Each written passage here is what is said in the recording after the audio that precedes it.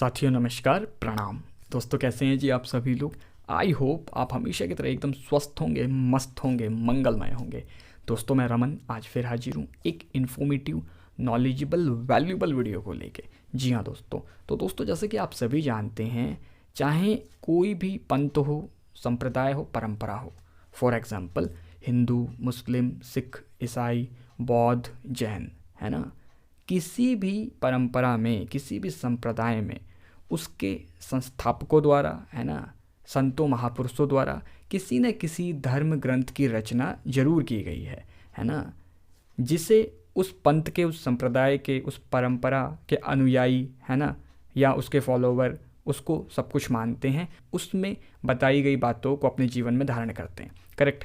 प्रत्येक परंपरा में, पंथ में, संप्रदाय में, उसके धर्म ग्रंथों में एक इंसान को सही, सटीक, सच्चा और अच्छा जीवन जीने की सीख दी गई है। करेक्ट। अब बात हो रही है धर्म ग्रंथों की, तो इस दुनिया में, है ना, इस दुनिया के सबसे प्राचीन जो धर्म ग्रंथ है वो वेदों को कहा गया है। और जब बात हो रही है वेदों की, तो हम उसके रचनाकार को कैसे भूल सकते हैं, राइट। तो दोस्तों वेदों का रचनाकार जिसे कहा गया है, उनका नाम है महर्षि वेदव्यास जी, राइट। आज की इस वीडियो में हम महर्षि वेदव्यास जी के बारे में ही बात करेंगे। महर्षि वेदव्यास जी ने वेदों की रचना की, महाभारत जैसे अद्भुत ग्रंथ की रचना की, राइट। साथ ही साथ उन्हें पुराणों का रचनाकार भी कहा जाता है। पुराणों की रचना, उनकी लेखनी का क्रेडिट भी महर्षि वेदव्यास जी को ही जाता है, राइट। तो महर्षि वेदव्यास जी ने 18 पुराण लिखे, है ना। पुराणों की संख्या देखा जाए तो 18 है,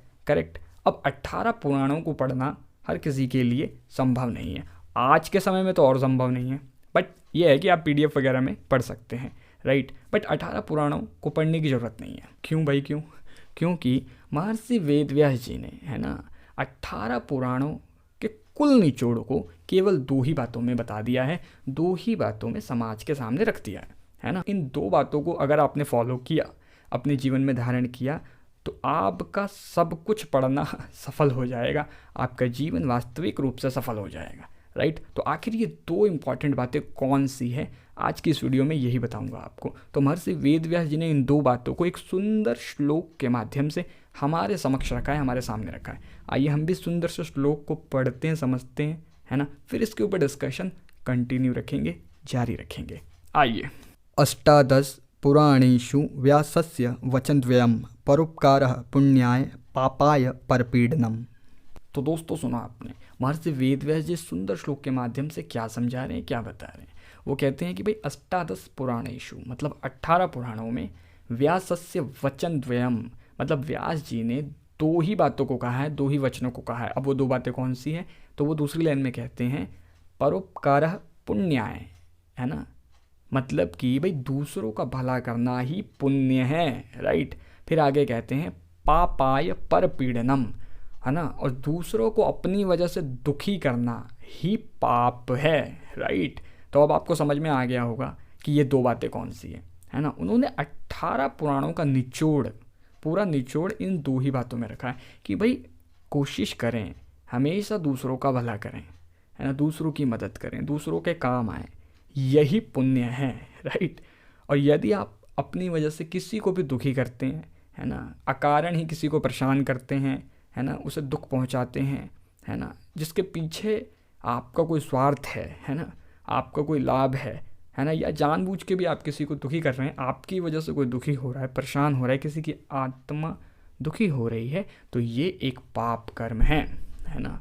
अब आपको इससे ज़्यादा जानने की ज़रूरत नहीं है, क्योंकि ये 2 ही वास्तविक रूप से सच्ची सच्ची बातें हैं जो सभी धर्म ग्रंथों का आधार है, राइट। तो आई होप दोस्तों आपने इस छोटी सी वीडियो में 2 मोटी बातों को पकड़ लिया होगा, राइट। और अगर आपने पकड़ लिया है तो आप अपने जीवन में भी इसे धारण कीजिए, तभी जीवन वास्तविक रूप से सफल होगा, है ना। और धर्म ग्रंथों का पठन पाठन, है ना, बहुत से लोग वेदों को, शास्त्रों को, ग्रंथों को खूब पढ़ते हैं, बट ये 2 बातें जीवन में लागू नहीं करते हैं, तो उनका सब कुछ पढ़ना व्यर्थ हो जाता है, राइट। तो आई होप आपने इस वीडियो से कुछ ना कुछ सीखा होगा, समझा होगा, है ना। अगर ये वीडियो आपको अच्छी लगी है, वैल्यूबल, नॉलेजेबल लगी है, आपके जीवन के किसी न किसी हिस्से को टच किया है, तो प्लीज़ वीडियो को लाइक जरूर कीजिएगा, राइट। आप कमेंट बॉक्स में कमेंट करके ज़रूर बताइए वीडियो आपको कैसी लगी है। अधिक से अधिक लोगों के साथ शेयर कीजिएगा। चैनल पे नए हैं सब्सक्राइब करना मत भूलिएगा।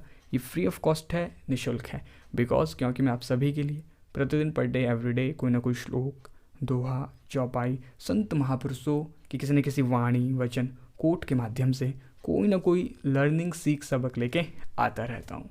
तो दोस्तों आज की वीडियो में बस इतना ही। अभी दे दीजिए इजाज़त, कल फिर मुलाकात होगी आपसे रात्रि 10:45 पर एक नई वीडियो, नई सीख, नई समझ के साथ। नमस्कार।